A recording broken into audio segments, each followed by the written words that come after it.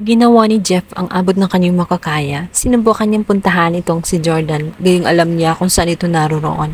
Naroon siya sa shop na iyon. Subalit nung akma na nga niya itong lalapitan ay biglang may hahawak sa kanya at hihilain nga siya palabas ng naturang shop.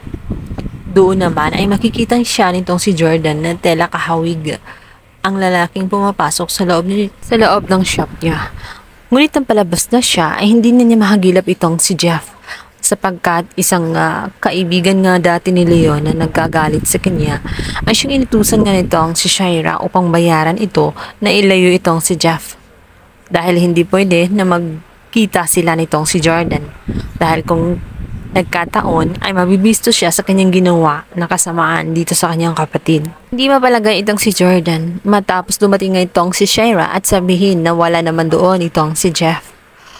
Hindi rin siya makontento sa mga kinukwento nitong si Shaira na maaring namilikmit na lang siya.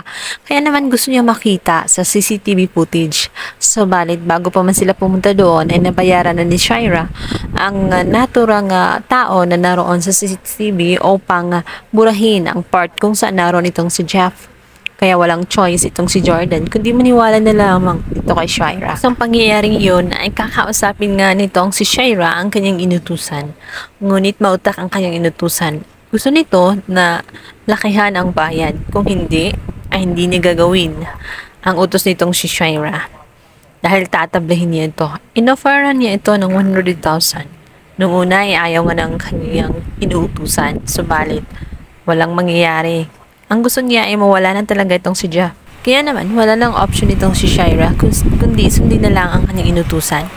At dito nga ay sa pag-akala ni Shaira dahil hindi ito papayag kung walang pruweba na talagang ginawa niya bago niya i-send ang pera. Pinakita sa video kung saan naroon nga itong si Jeff na tinatapon. Subalit ang hindi alam ni Shaira ay video lamang yun. Pinipuran kasi ng mas malaking halaga ni Jeff ang mga tauhang iyon.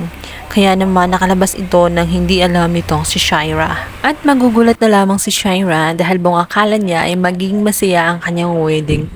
Dito nga ay darating bigla itong si Jeff upang tutulan ang kanyang kasal na lalapit na.